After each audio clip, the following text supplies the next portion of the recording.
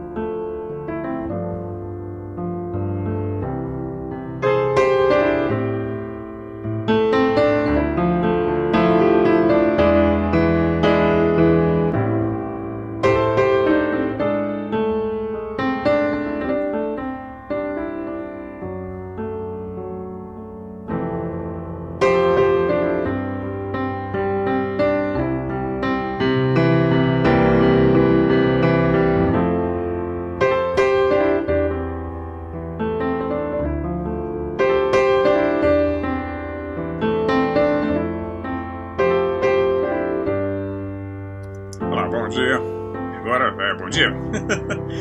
Aquele filme da introdução eu fiz anteontem. Nós estamos dando um passeio. Fomos liberados pelo governo para poder sair um pouco de casa. Eles estão avisando só nessas viagens essenciais. Nós tínhamos um compromisso no condado de Dufferin. Eu fiz uma filmagem na volta de dois pequenos condados, né? Cidades pequenas, a típica cidade pequena canadense. O interior do canadense é todo igual, é tudo muito parecido. Essas cidadezinhas bem pequenininhas, com a igrejinha, né, o cemitério, as ruas bem arrumadinhas, as casas muito bonitas, são todas muito parecidas. São com poucos habitantes, 1.500, 2.000, 3.000, não passa disso. As cidades canadenses, Toronto, que é a maior cidade do Canadá, embora não seja a capital, tem 3.700.000 habitantes. Né? Pois é, e nós estamos ainda sobre essa anomalia atmosférica violentíssima, um frio incrível lá fora para a época do ano. Estamos na primavera. Nós acabamos de receber aqui agora um alerta vermelho da meteorologia, um aviso de congelamento.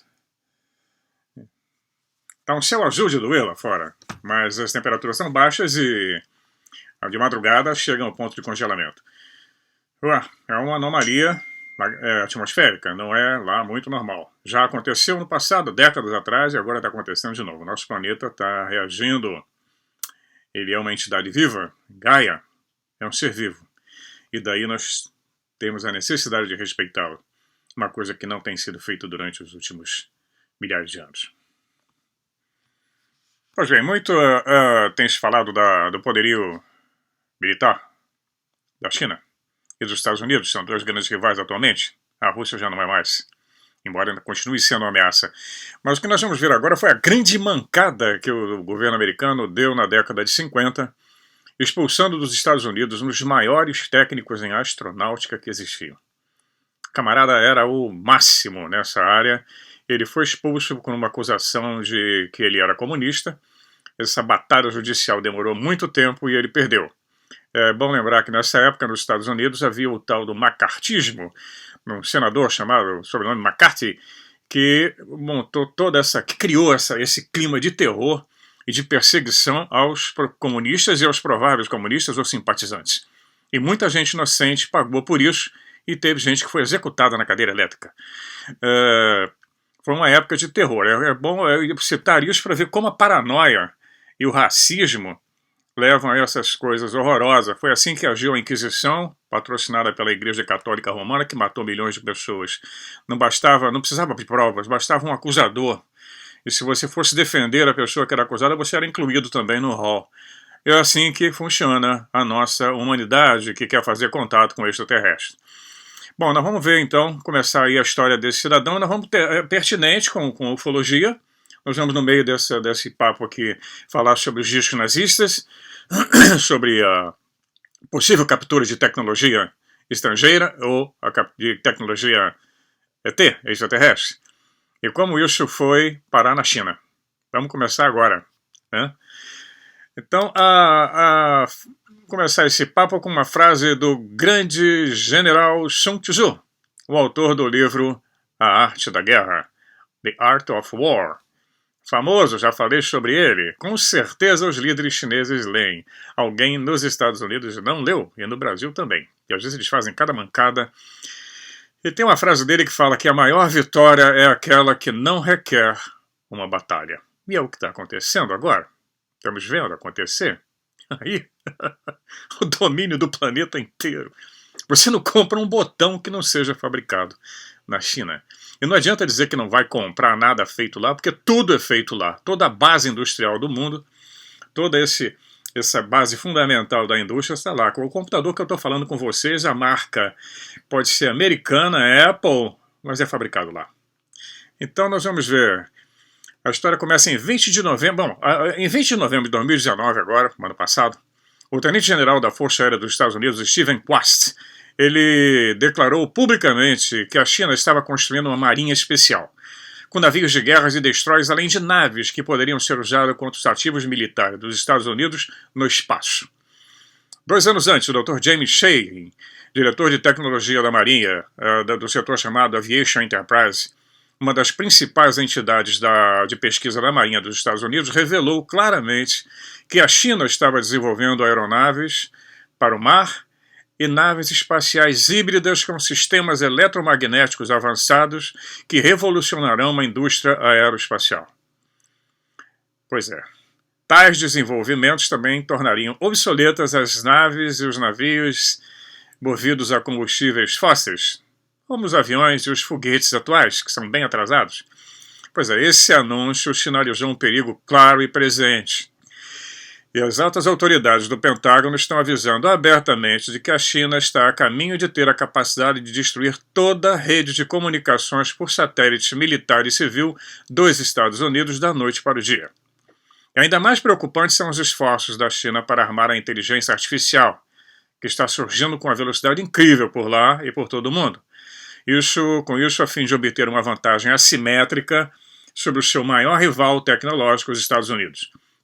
Os analistas de segurança nacional estão afirmando que o desenvolvimento tecnológico e econômico da China é tão rápido e que está a caminho de alcançar uma hegemonia global, antes da data que eles tinham previsto, que o Partido Comunista Chinês tinha previsto uma data para 2049, para alcançar essa hegemonia global. E isso coincidiria com o aniversário de 100 anos da vitória da Guerra Civil, em que o Partido Comunista Chinês ganhou, lá em 1947, e do final de um século de humilhação das potências ocidentais, de acordo com a filosofia deles. Não é? Bem mais por aí. Pois é, uma visão histórica do Partido Comunista Chinês, o PCC, um analista político, Dr. Graham Allison, decano fundador da Kennedy School of Government, da Universidade de Harvard, ele alertou sobre essa bomba de tempo, essa mina, né? Bobby Trap. Ele diz que é uma situação classicamente volátil, em que a crescente hegemonia da China está destinada a coligir com a crescente hegemonia dominante dos Estados Unidos. Tudo isso pelo domínio global, nas próximas décadas, né? Os analistas políticos especializados também em China, como o Dr. Michael Pillsbury, autor do livro The 100-Year Marathon, a Maratona dos 1000 Anos, e o brigadeiro general Robert Spalding, também autor de um livro chamado Stealth War, ou A Guerra Invisível, eles descrevem em detalhes o poder militar, econômico e tecnológico adquirido pela China nas últimas décadas. E eles alertam especificamente que a China está usando estratégias de guerra furtiva desenvolvidas durante seu período dos estados combatentes. Essa tática é falada no livro do gênio militar Sun Tzu, que era chinês, e outros estrategistas militares há mais de 2000 anos. Isso já era comentado. Quem tem ouvidos para ouvir, que ouça. E leia, né? Tem que ler, tem que pesquisar. Eu sempre falo isso. Quem não lê tem um universo restrito, completamente restrito. Então a China pretende seduzir as democracias ocidentais, e está conseguindo, com um falso senso de complacência, até ela estar pronta para desencadear uma série de ações relâmpagos para deslocar os Estados Unidos da posição que se encontra no mundo, isso sem disparar um tiro ou um míssil. As avaliações coletivas de Pillsbury e Spalding determinam que a China dificilmente alterará seu sistema político repressivo, que ela vai continuar sendo o que é. E nesse caso, ela vai exportar como vantagem um sistema totalitário que cada vez mais usa tecnologias avançadas e inteligência artificial para controlar a vida dos seus cidadãos. Isso ela já faz lá. E se estenderá rapidamente ao redor do mundo. O que está acontecendo? Como a China programou um gigantesco, né, parque industrial, lutando para alimentar uma população de 1,3 bilhão de habitantes, né, com uma força tecnológica e econômica, ela conseguiu, desafiando a supremacia dos Estados Unidos na Terra e no espaço. Então agora é que vem o cidadão que nós falamos no início, que foi expulso dos Estados Unidos. E para essa resposta, que vai dar a resposta a tudo isso, nós vamos conhecer o programa espacial e quem foi o propulsor dos foguetes da China. Dr. Tien Hisue Shen. Tá? Vocês vão ver a foto dele aí. Tem a foto dele, da esposa dele, da família, antes de serem expulsos dos Estados Unidos.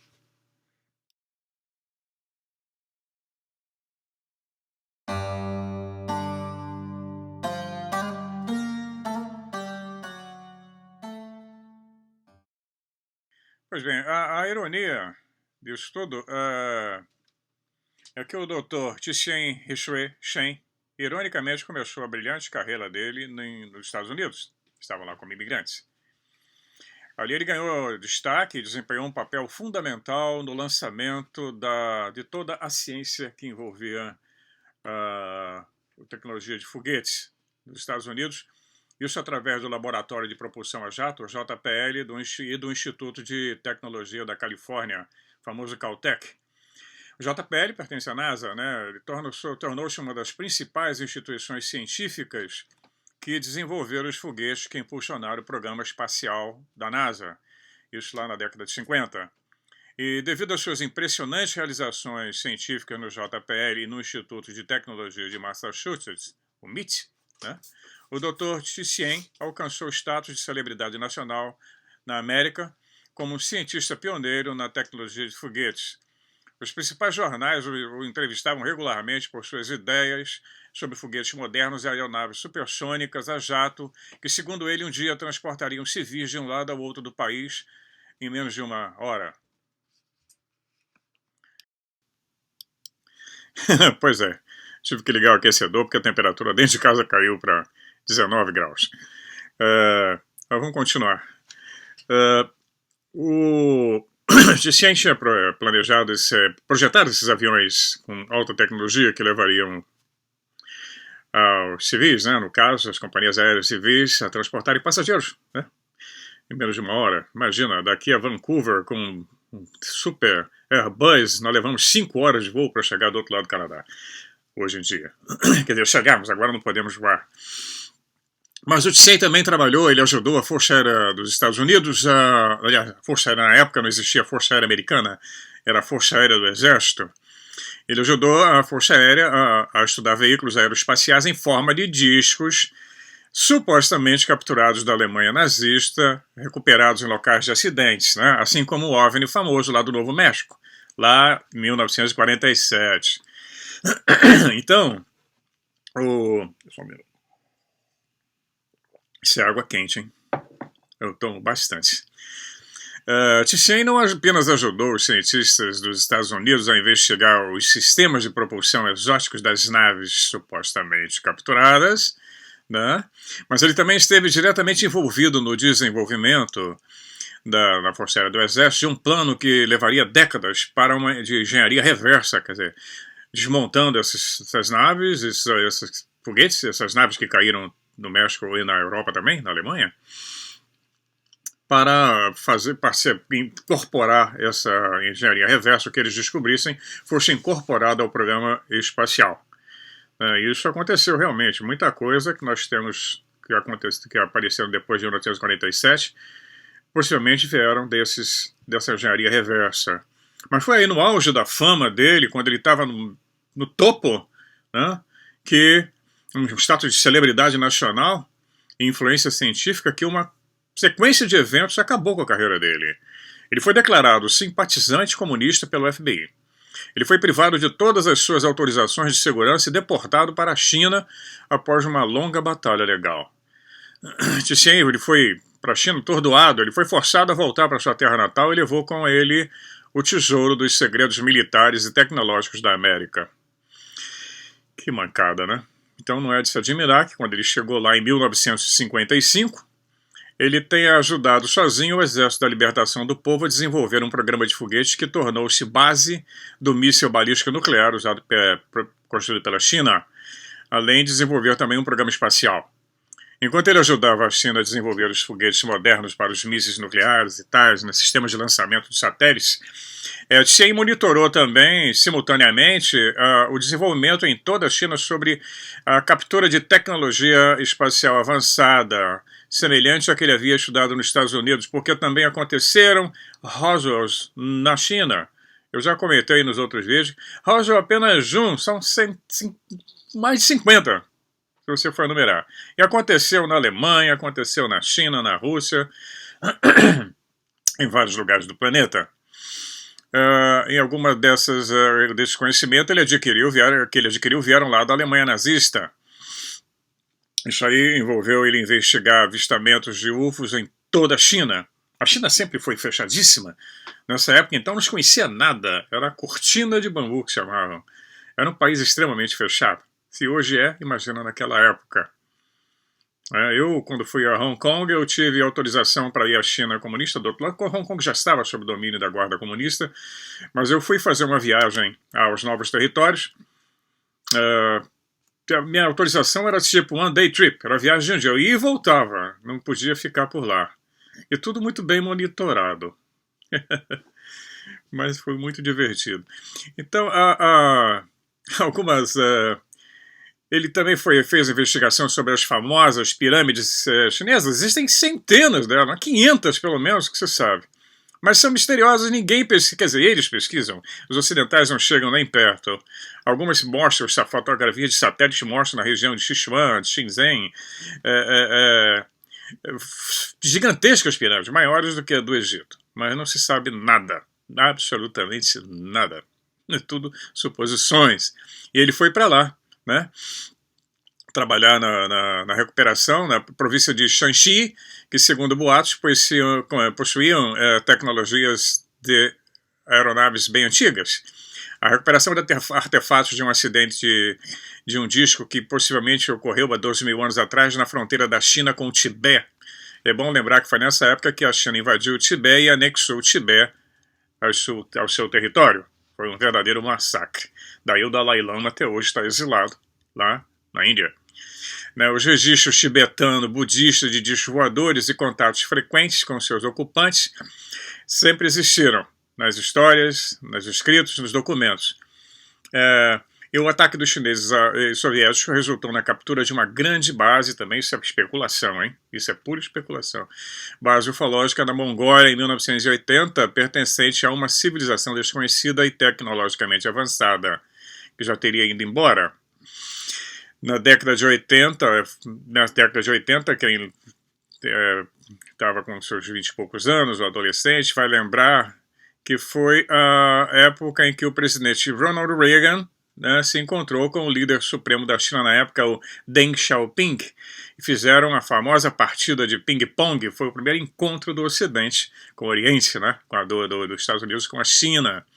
Fizeram amizade, né?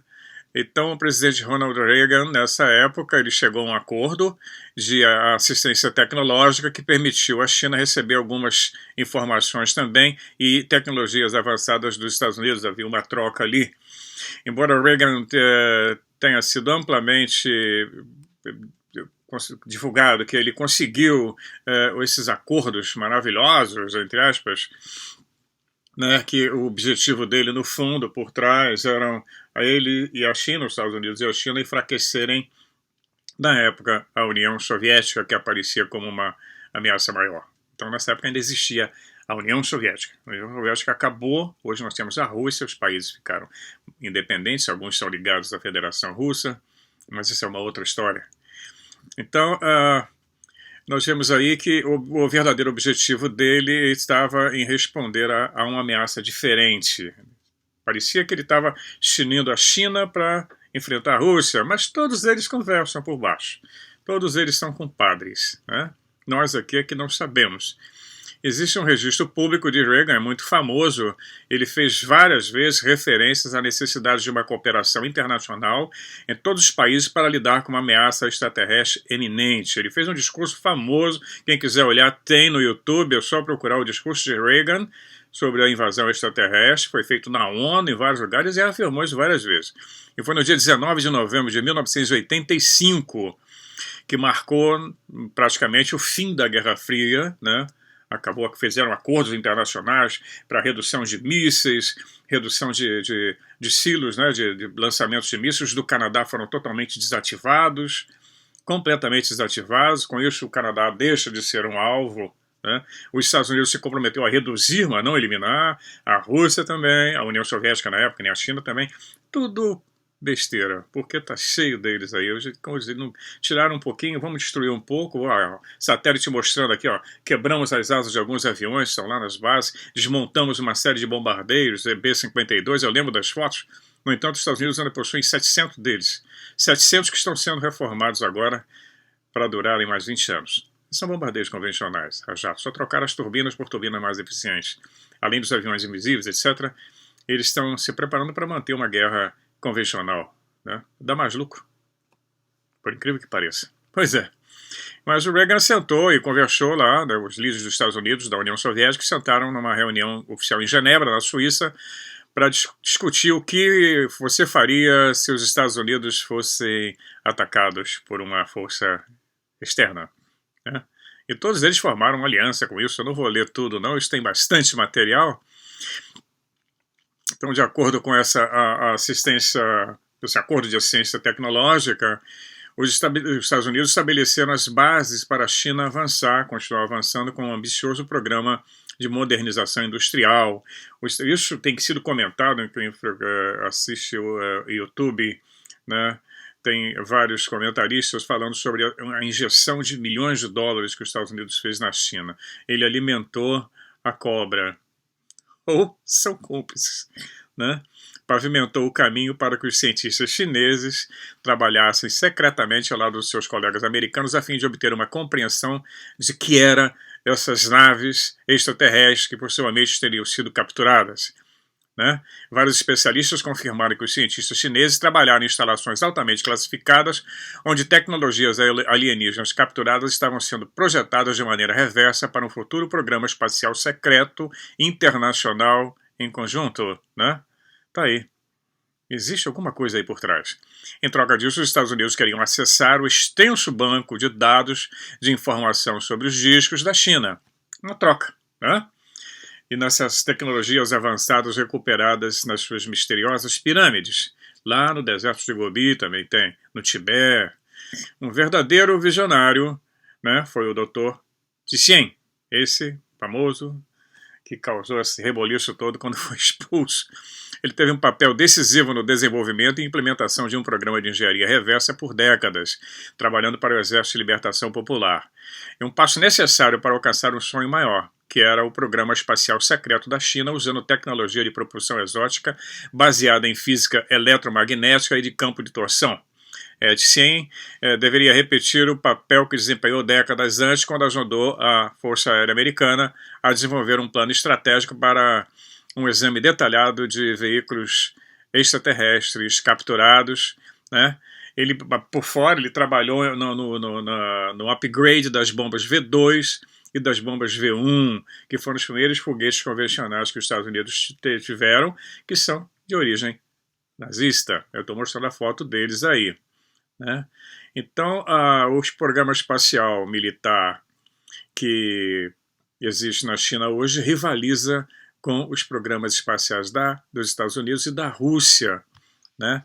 O Tien, ele deixou um sucessor, é o Zhuang Fenggan, que em 1994 foi nomeado vice-diretor da Academia Chinesa de Ciências Física e Matemática. E, então, nós vemos o Tien começou um negócio dele de foguetes, né? Do nada, mas depois foi ampliando o seu conhecimento com o que ele recolheu na Alemanha nazista e depois no seu trabalho nos Estados Unidos. Depois eu vou mostrar mais no outro looping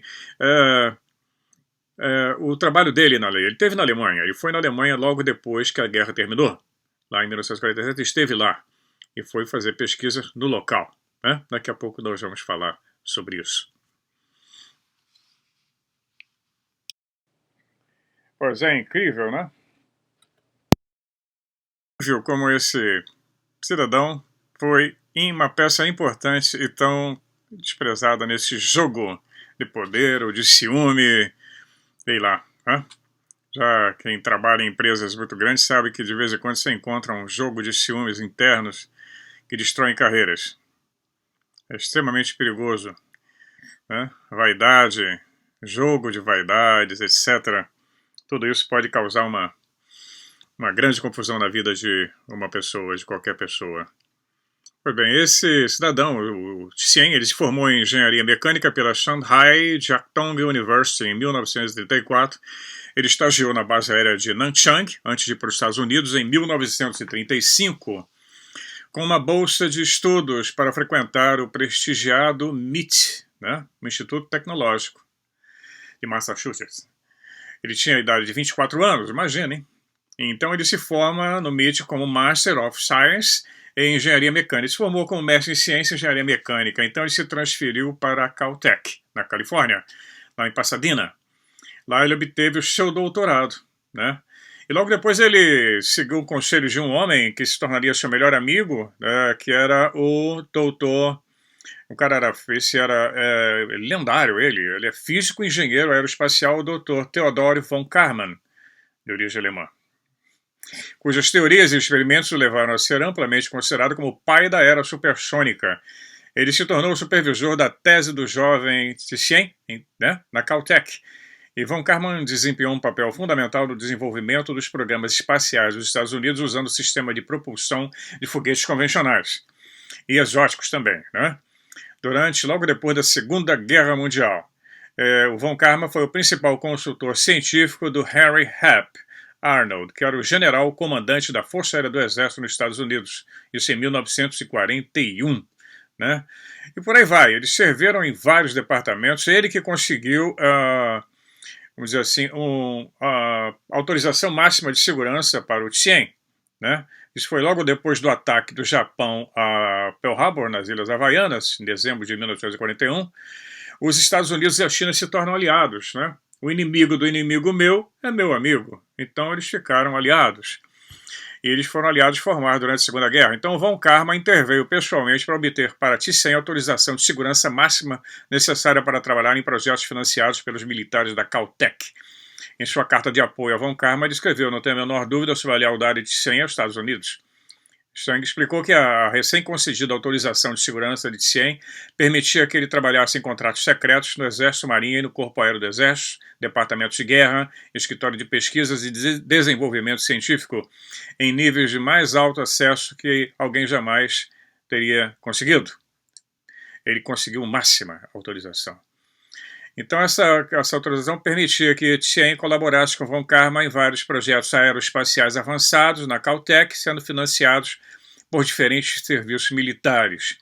Lá em 1943, depois que fotos da Força Aérea do Exército mostraram as primeiras evidências que a Alemanha nazista estava construindo plataformas de lançamento de foguetes no norte da França, foi pedido a Von Karman que escrevesse um relatório avaliando a capacidade dos motores dos foguetes dos Estados Unidos de impulsionar mísseis de longo alcance, e com assistência técnica de Thyssen e outros membros do grupo, eles conseguiram criar um novo laboratório de pesquisa, o laboratório JPL, né, Jato Propulsão, que pertence à NASA.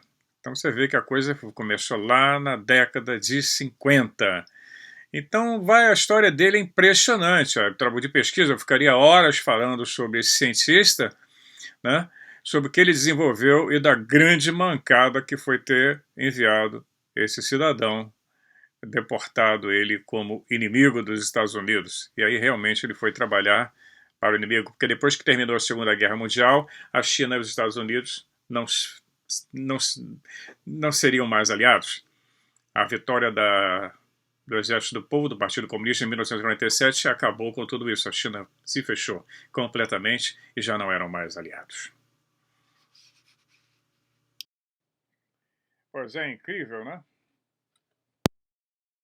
Viu como esse cidadão foi uma peça importante e tão desprezada nesse jogo de poder ou de ciúme, sei lá. Né? Já quem trabalha em empresas muito grandes sabe que de vez em quando você encontra um jogo de ciúmes internos que destroem carreiras. É extremamente perigoso. Né? Vaidade, jogo de vaidades, etc. Tudo isso pode causar uma grande confusão na vida de uma pessoa, de qualquer pessoa. Pois bem, esse cidadão, o Thyssen, ele se formou em engenharia mecânica pela Shanghai Jiaotong University em 1934. Ele estagiou na base aérea de Nanchang, antes de ir para os Estados Unidos, em 1935, com uma bolsa de estudos para frequentar o prestigiado MIT, né, o Instituto Tecnológico de Massachusetts. Ele tinha a idade de 24 anos, imaginem. Então ele se forma no MIT como Master of Science em Engenharia Mecânica. Ele se formou como mestre em Ciência e Engenharia Mecânica. Então ele se transferiu para a Caltech, na Califórnia, lá em Pasadena. Lá ele obteve o seu doutorado, né? E logo depois ele seguiu o conselho de um homem que se tornaria seu melhor amigo, que era o doutor... esse era lendário, ele é físico e engenheiro aeroespacial, o doutor Theodor von Karman, de origem alemã, cujas teorias e experimentos o levaram a ser amplamente considerado como o pai da era supersônica. Ele se tornou o supervisor da tese do jovem Thyssen, né, na Caltech, e Von Karman desempenhou um papel fundamental no desenvolvimento dos programas espaciais dos Estados Unidos usando o sistema de propulsão de foguetes convencionais e exóticos também, né? Logo depois da Segunda Guerra Mundial, o Von Karman foi o principal consultor científico do Harry Hap Arnold, que era o general comandante da Força Aérea do Exército nos Estados Unidos, isso em 1941, né? E por aí vai, eles serviram em vários departamentos, ele que conseguiu, vamos dizer assim, autorização máxima de segurança para o Thyssen, né? Isso foi logo depois do ataque do Japão a Pearl Harbor, nas Ilhas Havaianas, em dezembro de 1941. Os Estados Unidos e a China se tornam aliados, né? O inimigo do inimigo meu é meu amigo. Então eles ficaram aliados. E eles foram aliados formados durante a Segunda Guerra. Então Von Karman interveio pessoalmente para obter para Thyssen autorização de segurança máxima necessária para trabalhar em projetos financiados pelos militares da Caltech. Em sua carta de apoio a Von Karman, ele escreveu: não tem a menor dúvida sobre a lealdade de Thyssen aos Estados Unidos. Chang explicou que a recém-concedida autorização de segurança de Thyssen permitia que ele trabalhasse em contratos secretos no Exército, Marinha e no Corpo Aéreo do Exército, Departamento de Guerra, Escritório de Pesquisas e Desenvolvimento Científico, em níveis de mais alto acesso que alguém jamais teria conseguido. Ele conseguiu máxima autorização. Então, essa autorização permitia que Thyssen colaborasse com Von Karman em vários projetos aeroespaciais avançados na Caltech, sendo financiados por diferentes serviços militares. Lá em 1943, depois que fotos da Força Aérea do Exército mostraram as primeiras evidências que a Alemanha nazista estava construindo plataformas de lançamento de foguetes no norte da França, foi pedido a Von Karman que escrevesse um relatório avaliando a capacidade dos motores dos foguetes dos Estados Unidos de impulsionar mísseis de longo alcance, e com assistência técnica de Thyssen e outros membros do grupo, eles conseguiram criar um novo laboratório de pesquisa, o laboratório JPL, né, Jato Propulsão, que pertence à NASA.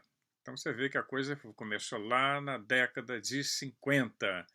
Então a história dele é impressionante. O trabalho de pesquisa, eu ficaria horas falando sobre esse cientista, né, sobre o que ele desenvolveu e da grande mancada que foi ter enviado esse cidadão, deportado ele como inimigo dos Estados Unidos. E aí realmente ele foi trabalhar para o inimigo, porque depois que terminou a Segunda Guerra Mundial, a China e os Estados Unidos não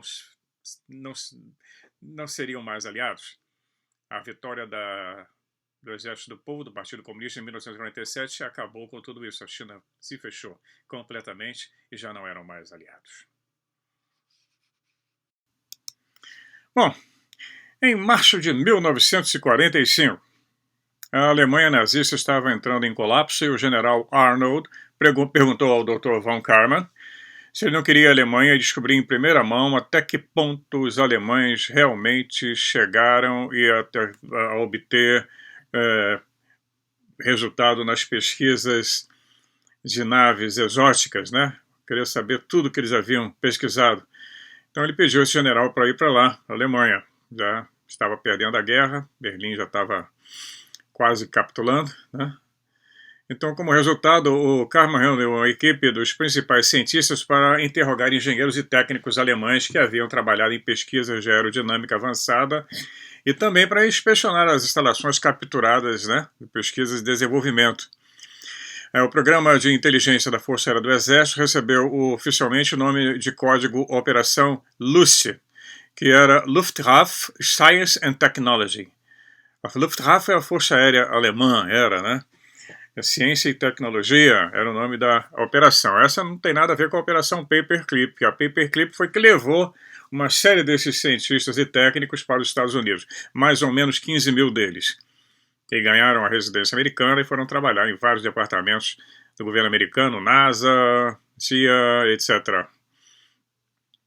Tem um livro muito bom que fala sobre isso, já comentamos, a Operação Paperclip. Mas essa Operação LUST, né, ia em busca dessa tecnologia. E Thyssen era o único, o chinês, né, era o único, não americano, ele era residente americano, ele recebeu autorização para ir, era o único no grupo dos cientistas do Von Karman. Ele recebeu o posto temporário de coronel e recebeu o título de consultor especialista. E de acordo com o boletim da Força Aérea Americana, a Operação LUST tinha duas equipes. Em 22 de abril de 1945, a Força Aérea do Exército combinou objetivos de inteligência técnica pós-hostilidade sob a divisão de exploração com o codinome LUST. A Operação LUST começou com o objetivo de explorar documentos científicos alemães capturados, instalações e aeronaves, né? Então, as duas equipes, uma delas sob a liderança do coronel Harold Watson, ele era ex-piloto de testes de Wright Field, ele coletou, né, capturou armas e aeronaves, né, para posterior exame nos Estados Unidos. E outra equipe recrutou os cientistas e coletou documentos e investigou instalações. O Tien fazia parte do segundo time, né? No final de abril, no início de até junho de 1945, ele viajou pela Alemanha, Suíça, Suécia, Noruega, entrevistando ex-cientistas nazistas e inspecionando instalações capturadas. Notavelmente, no dia 5 de maio, Wernher von Braun estava entre os primeiros nazistas cientistas de foguetes consultados por Tien. Ele investigou von Braun. Imagina, von Braun viria a ser o diretor-chefe da NASA. Von Braun então estava como prisioneiro e ele interrogou o von Braun. Então o significado dessa reunião foi mais tarde observado pela revista Aviation Week, que em uma edição diz que colocou Tien como a pessoa do ano, isso no ano de 2007. E ninguém podia imaginar que o pai do futuro programa espacial dos Estados Unidos, von Braun, estava sendo interrogado pelo pai do futuro programa espacial chinês. Que loucura que é! Então Tien e von Karman visitaram as instalações subterrâneas de Nordhausen, onde os foguetes V2 foram montados e lançados visando Londres. A V1 visava Londres e a Holanda, Bélgica e França. Milhares de pessoas morreram por causa desses mísseis, né? Dessas bombas voadoras. Von Karman escreveu: nós terminamos o nosso trabalho em Braunschweig e depois seguimos para Nordhausen, que fica nas montanhas. Haas diz que cerca de 80 quilômetros ao sul de Braunschweig, né, havia uma grande base que trabalhava com foguetes V2, uma fantástica rede de minas subterrâneas. Essa estranha instalação também fornecia os motores Junkers para os Messerschmitt 263, que foi o primeiro caça a jato de guerra da Alemanha que chegou a entrar em combate. Depois todo mundo copiou, né? Todo o trabalho realizado era feito por escravos, era trabalho escravo. Prisioneiros de guerra, prisioneiros de campos de concentração eram selecionados e levados para essas instalações, da qual von Braun foi diretor de uma delas, em Peenemünde. Em Thread of the Silkworm, um livro de Iris Cheng, ele fornece extensos detalhes sobre essas instalações que Tien visitou junto com o Coronel Haig. Toda a atenção dele estava concentrada no desenvolvimento de tecnologia e princípios envolvendo viagens supersônicas, que era o principal campo de especialização do Tien. Os túneis de vento projetados para testar os objetos viajando em velocidades supersônicas eram de particular interesse para ele e para a Força Aérea do Exército dos Estados Unidos. Os Estados Unidos não tinham essa tecnologia, como não tinha muita da tecnologia que foi descoberta na Alemanha, uma infinidade delas. Mas isso também é assunto para um outro papo. Essas duas equipes da Operação Luche e suas respectivas realizações foram discutidas por vários historiadores militares ao longo dos anos. No entanto, o que o público geral nunca soube é que a Operação Luche supostamente tinha uma terceira equipe que não era do conhecimento geral e que estava sob o comando do coronel William Shelley. Essa equipe foi classificada como extremamente secreta e operava fora de todas as estruturas de comando regulares. Estava fora. Era especial.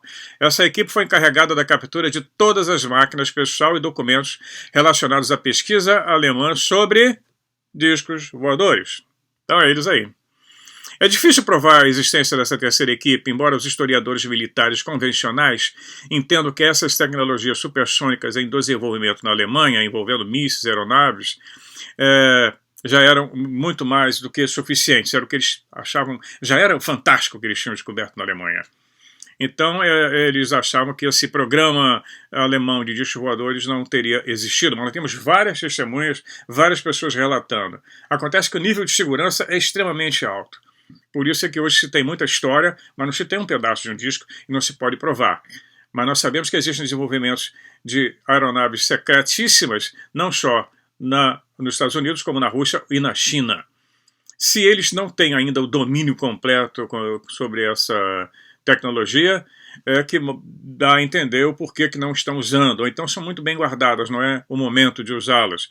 Alguns aviões americanos, que eram considerados super secretos, levaram anos antes de serem colocados em conhecimento público, como o Spirit, né, como o B-1, B-2 e toda uma série de aviões. Como agora temos essas naves triangulares que aparecem constantemente. Então, pode levar alguns anos antes deles declararem que possuem determinada arma. Então, existe um livro mais recente, de 2016, de Graham Simons, intitulado, leva o nome dessa operação, Operação Lusty, que fala sobre a corrida pela tecnologia secreta de Hitler, que menciona algumas evidências citadas em apoio a um programa de discos voadores. Mas ele descarta como um boato. Ele diz que vários pesquisadores analisaram os relatos de discos voadores da Alemanha nazista e o desenvolvimento dessas naves em instalações classificadas. O livro de Henry Stevens, Os Discos Voadores de Hitler, esse livro é de 2003, fornece uma visão geral mais abrangente das inúmeras reportagens de jornais e documentos oficiais que apareceram ou surgiram. Stevens e outros autores também incluíram entrevistas chaves como os cientistas o Giuseppe Belluso, Rudolf Schreiber, que quase simultaneamente fizeram um registro público em março de 1950 sobre a participação nos programas alemães de discos voadores. Então nós vemos que tem muito mais do que o que a gente imagina por baixo desse angu. Nós vamos continuar a falar sobre isso, né? Eu vou fazer esse vídeo em 3 partes, porque não vai dar para contar tudo, não fica um vídeo muito extenso, é complicado para publicar, né? Mas eu vou continuar. Esse vai ser a parte 1, depois segue a parte 2, 3, e aí nós vamos chegar em Marte. Eu não esqueci, eu falei que nós íamos falar sobre Marte, mas esse assunto dos discos nazistas é muito importante e é pertinente, ok?